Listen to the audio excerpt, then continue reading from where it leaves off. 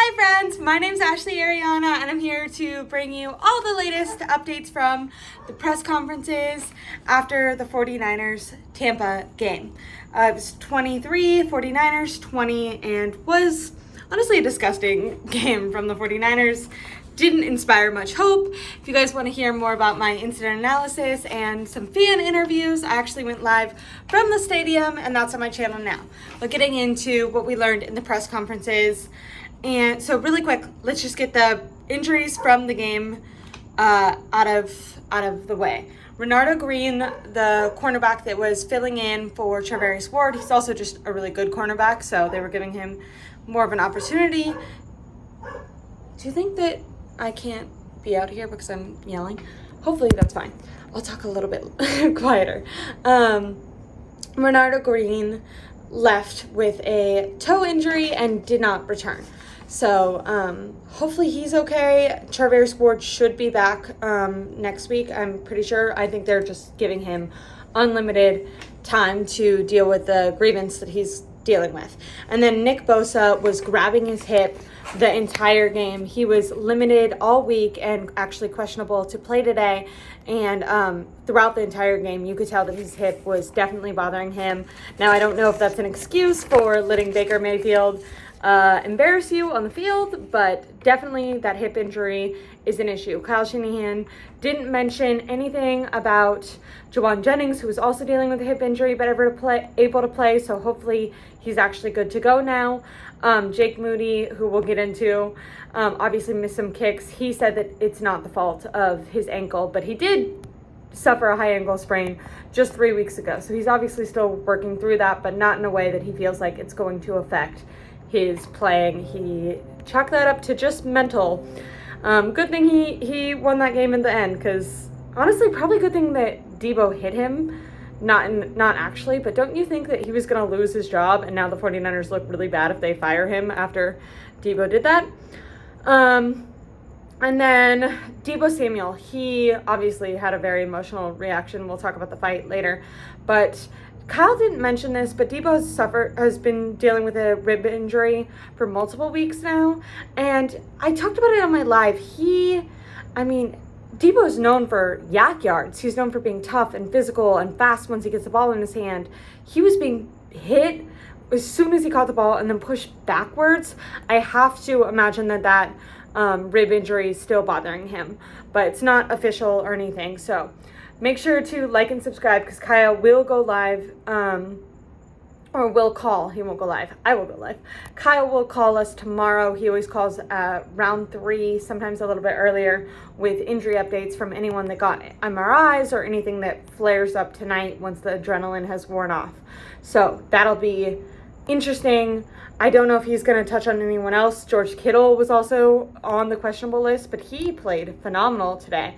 But what I'm mostly interested in is Nick Bosa, and if he is like, maybe he's just going to push through it. He has a hip pointer injury, and that's what he was questionable with. It was a game time decision for Bosa. So definitely was hurting him, but maybe he feels like throughout the week he can rest and rehab it enough to play in the actual game. Then I'm going to move on to the fight. No, before I get to the fight, I'll leave that for last. I just want to update you on the most recent NFC West standings, because most of the games happen, except for the Rams. They do play against the Dolphins on Monday. But right now, the Cardinals are in first place. They're 6-4. Kyler Murray is a hell of a quarterback. They played the Jets today. He was phenomenal. I think talent-wise, is like a top 5 quarterback. Now, obviously, they haven't actually performed that way as he's played. I also think, like, since that clause got leaked where it was talking about him messing around on video games, and then they got a new coach, Jonathan Gannon, who's done really well with the Cardinals. I think he started to play much better. But Cardinals, obviously they beat the 49ers. The 49ers have to play them again. I think it's week 18. But right now they're in first place, 6-4. 49ers are now in second place at 5-4 after this really difficult win that should not have been as difficult, because once again the Tampa Bay Buccaneers were missing 4 of their stars. They were out their most important offensive weapons, and then missed basically their best defensive weapon in Tristan Wirfs, who in the first quarter left the game. So very embarrassing game to almost lose. And then then I said Rams are 4-4. If they end up winning Monday, I think they'll be tied for the 49ers for second. If they end up losing, they'll stay at third. They're playing against the Dolphins tomorrow. And then fourth seed is Seattle, who are 4-5. So that's not surprising because Geno sucks. And luckily, the 49ers play Geno next week at home. Geno, like I said, bad. He inspires no confidence, and I expect the 49ers will win that game. So now getting into the fight, Deebo Samuel was questioned. He said that he got frustrated and out of character. He said he didn't say anything too crazy, quote unquote, to Moody, and that Moody was fine with it. Then when prompted with why he hit Tabor Pepper, he said that Tabor Pepper was trying to big bro him. Then Jake Moody was questioned, and he was asked if Deebo apologized. Deebo did not apologize, but Jake Moody said that no apology was needed and that he needed to make those kicks.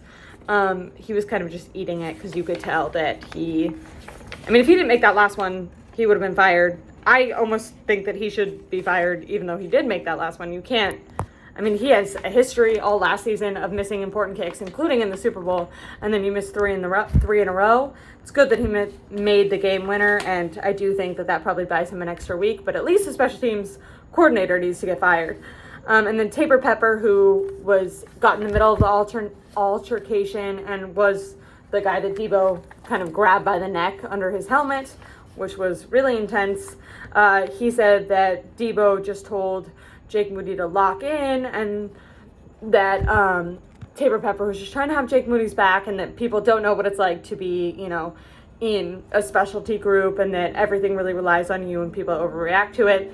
Someone asked him if Deebo and him made up in the locker room, and Tabor Pepper said no, they did not, but maybe on the plane that they will. I will say Jake Moody, like I said, when talking about Deebo Samuel, pretty much ate it. And even Deebo, when talking about Jake Moody, kind of said like, oh, I got frustrated, whatever. When Deebo was talking about Tabor Pepper, and when Tabor Pepper was talking about Deebo, you could tell there was still anger there. And that's the one that that's the one that Deebo grabbed by the neck. Like, Deebo started chirping at Jake Moody, and then Tabor Pepper stepped in, which was probably really, Jake Moody probably really appreciated that, but then he was the one that got grabbed by the neck and kind of hit, and Jake Moody just got hit at like the end of it. And it seems like they're still frustrated with each other.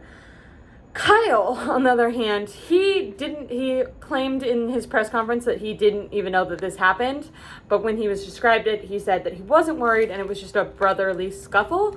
I think that Kyle needs to be a coach and get his team and his leaders under control, and make sure that those guys, specifically, not only just Jake Moody and Deebo, but Jake Moody and Tabor Pepper, and he needs to get them to talk on the team plane, because, they were winning at this point. The 49ers were not losing.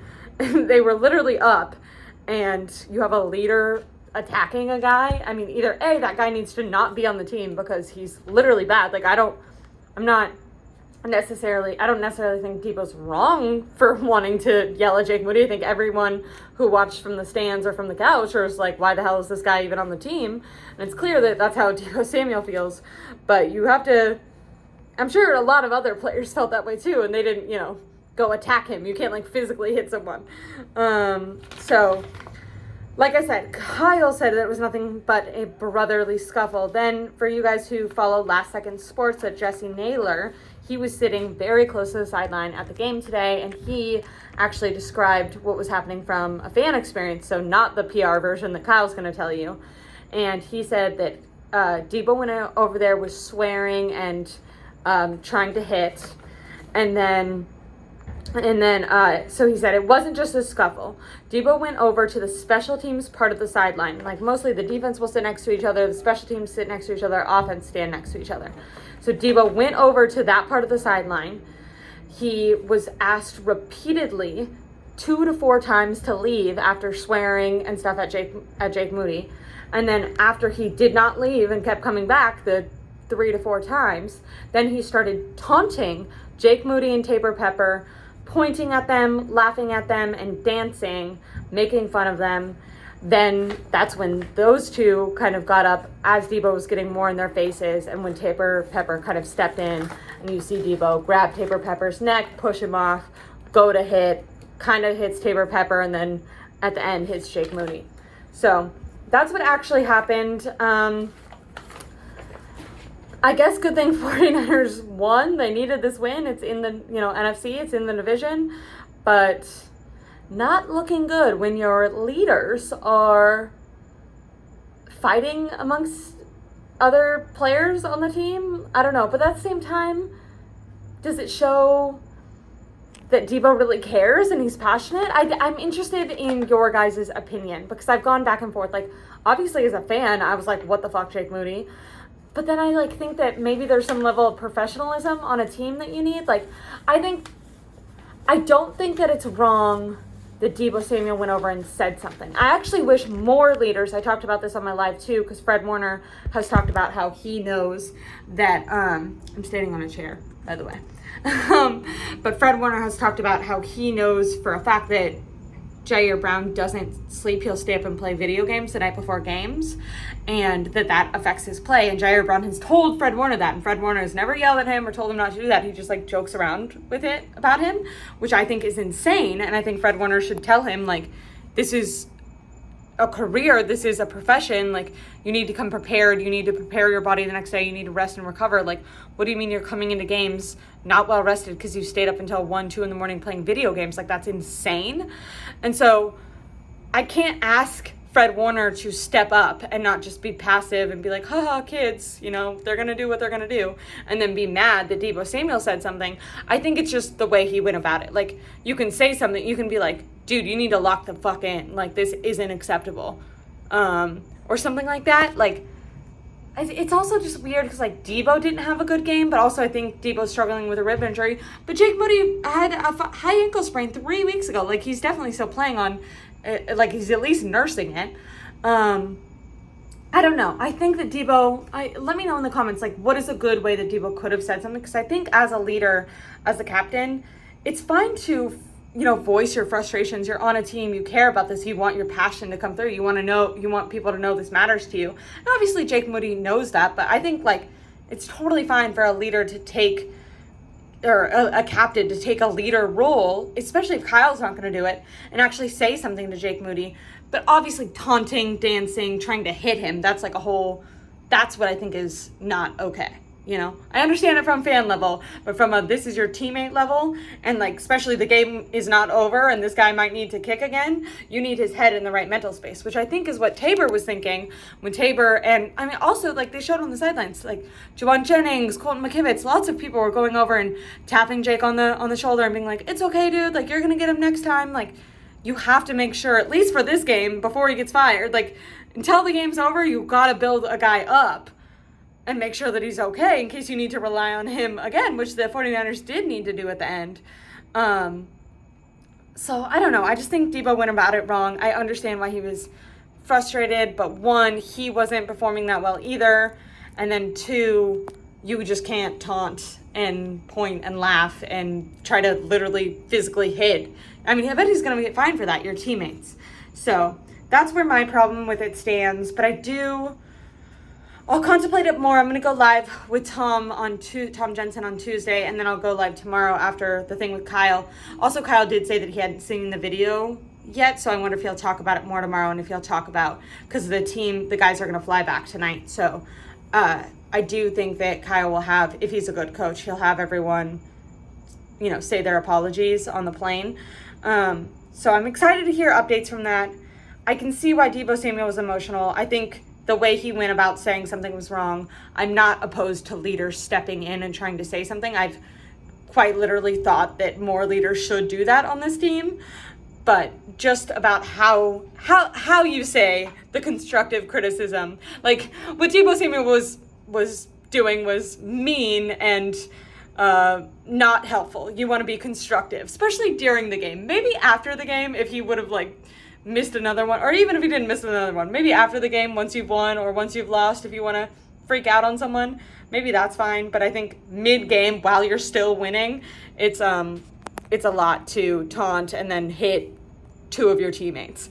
So those are my immediate takeaways. I just wanted to give you guys the injury report and then the news on the fight, because I knew that was very important. If you want to know more of my breakdown of the actual game and Baker Mayfield and how the defense performed and how the offense performed, offense having seen Christian McCaffrey back, still struggling in the red zone, lack of creativity by Kyle, Brock having a phenomenal game, Ricky Pearsall being a standout, George Kittle being a standout. I didn't mention him when I did mention all my standouts, like I said in the longer live, but Pony on that offensive line, he's phenomenal. They gotta lock him up. He's a rookie and he's holding his own. He's better than Colton McKivitz is. That's not a high bar, but for being a rookie, it's impressive. He has stood his own against the Chiefs. He stood his own against Dallas, and he stood his own. I don't know if that's the right one. Pony has been exceptional this year, and it was a great find. So I'm proud of the 49ers for that, because they needed help on the offensive line.